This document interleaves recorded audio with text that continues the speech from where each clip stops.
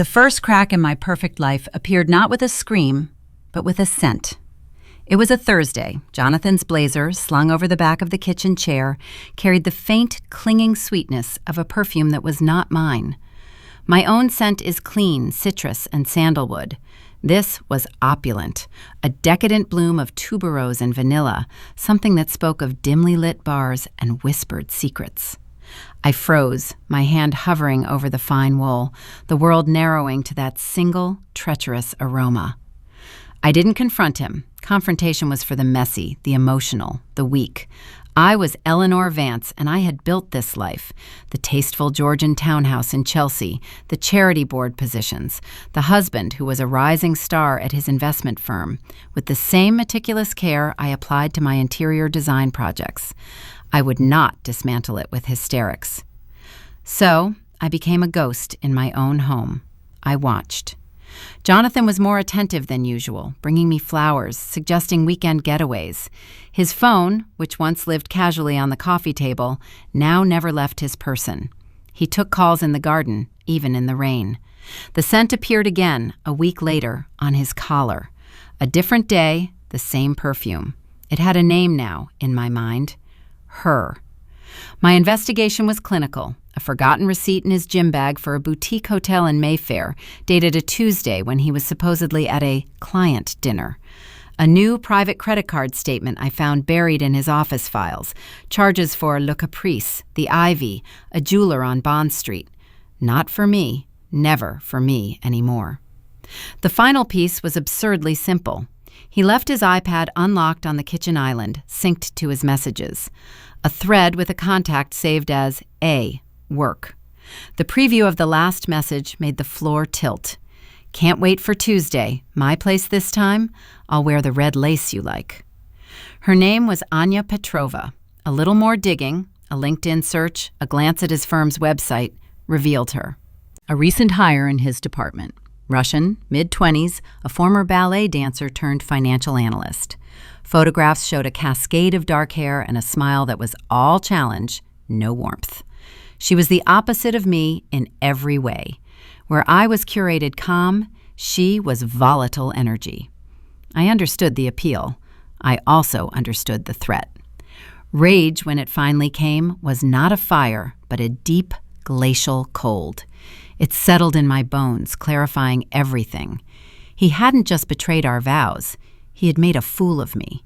He had taken our shared history, our quiet understanding, and traded it for cheap thrills with a girl who saw him as a stepping stone. He would not get to keep it all, the stable, elegant wife and the exciting mistress. He would not get to have his cake and eat Anya's too. The plan formed not as a burst of inspiration, but as a logical, elegant design. A design for ruin. It had two phases: isolate him from her, then dismantle the life he thought was his. Phase 1 required getting to know my enemy. I created a fake Instagram profile, a gallery owner named Clara. I followed Anya. Her feed was a performance of a lavish life.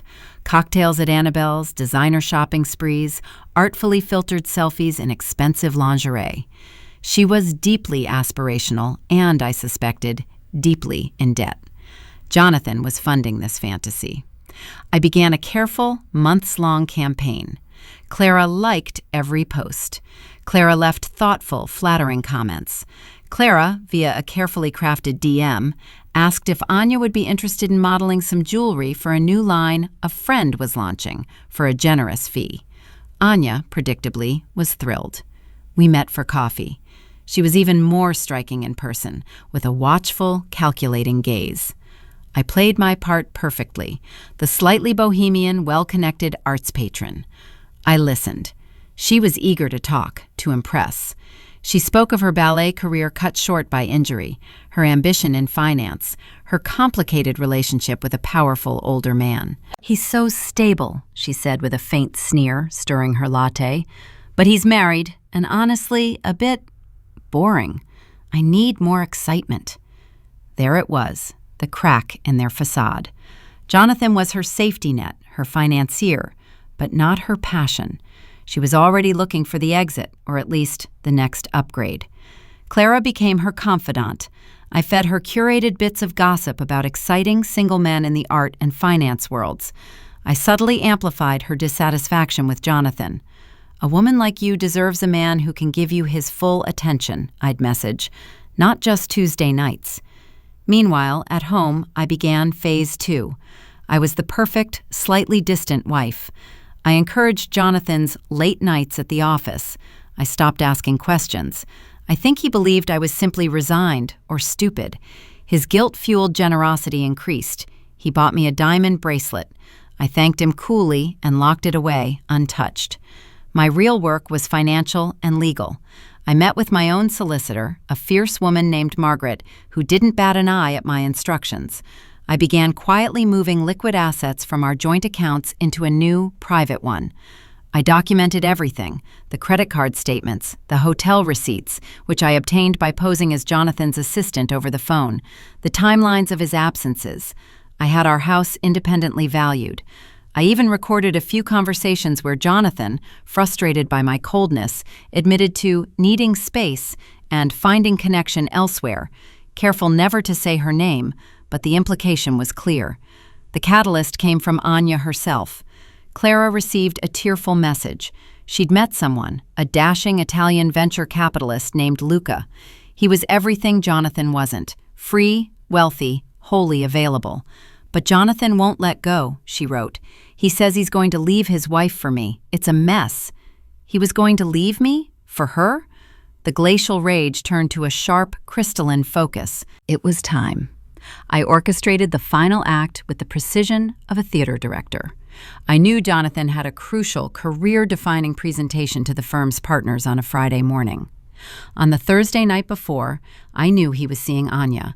He told me he was at a client dinner in Edinburgh, an alibi I'd already disproven weeks prior. That evening, as Clara, I sent Anya a message. "Darling, emergency. Luca is in town just for tonight and is desperate to see you. He's at the Connaught. I know it's short notice, but this is your chance. Don't let boring old commitments hold you back." Anya's response was almost immediate. "Omwal, thank you." An hour later, I sent a single, anonymous email to Jonathan's work address from a dummy account. It contained no text, only an attachment, a screenshot of Anya's Instagram story. It was a blurry, glamorous shot of a champagne flute at the Connaught bar, tagged with the location. The caption read, "Unexpected turns are the best turns. Hashtag London Nights, hashtag no regrets." I pictured him seeing it in the middle of his date with her, confusion turning to dawning horror. He would call her. She would ignore it, too engrossed with Luca. The seed of doubt, of jealous panic, was planted. Then I made my move. I packed a single suitcase with essentials and a few irreplaceable personal items. I left my wedding and engagement rings on his polished mahogany desk. Next to them, I placed a thick legal envelope. Inside was a copy of the divorce petition, citing adultery, along with a curated selection of the evidence. On top, a single handwritten note on my monogrammed stationery. "Your presentation is at 9 a.m. I suggest you focus. The locks will be changed by noon. All further communication should go through my solicitor, Margaret Shaw. Her details are enclosed. Do not try to contact me." I left our home for the last time, checking into a discreet hotel. I turned off my phone. I slept a deep, dreamless sleep for the first time in months. The fallout was spectacular. Just not for me. Jonathan, presumably after a night of frantic, unanswered calls to both Anya and me, had to face the partners that morning. Margaret informed me later, with grim satisfaction, that he had been a disaster. Pale, shaking, stumbling over his words. The multi-million-pound deal he was presenting unraveled. His professional reputation, built on cool competence, was shattered in a single morning. He went to Anya's apartment, desperate for solace, only to find her giddy and hungover, babbling about her amazing night with Luca. A furious confrontation ensued. She, seeing her meal ticket crumbling and a more exciting option available, didn't hesitate. She told him it was over, that he was a pathetic, boring man clinging to a marriage he didn't have the courage to end. She threw his things, the spare shirt, the toothbrush, into the hallway. Within a week, he had lost both his wife and his mistress. But I wasn't done. The legal machinery I had set in motion ground forward relentlessly. With the evidence of adultery and his diminished professional standing, my settlement was substantial. I took the house, a large portion of our savings, and a healthy chunk of his future earnings. Margaret was a pit bull. Anya's story had a poetic end, too. The dashing Luca, of course, was a fiction, a handsome actor I'd hired for a single evening's work. He ghosted her immediately after their magical night. She tried to crawl back to Jonathan, but he, humiliated and broke, wanted nothing to do with her. The last I heard from Clara's defunct Instagram was a bitter post from Anya about untrustworthy men and false friends. Sometimes, in my new sun-drenched apartment that I bought with the settlement, I think about that scent of tuberose and vanilla. It doesn't haunt me anymore. It smells like victory. Jonathan is alone, his career in tatters, his finances gutted, living in a rented flat. He is a cautionary tale whispered about in our old circles. They say revenge is a dish best served cold. They are correct. But the true artistry is in the presentation.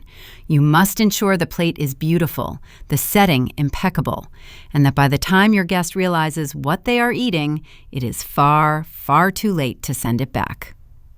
I did not just leave him.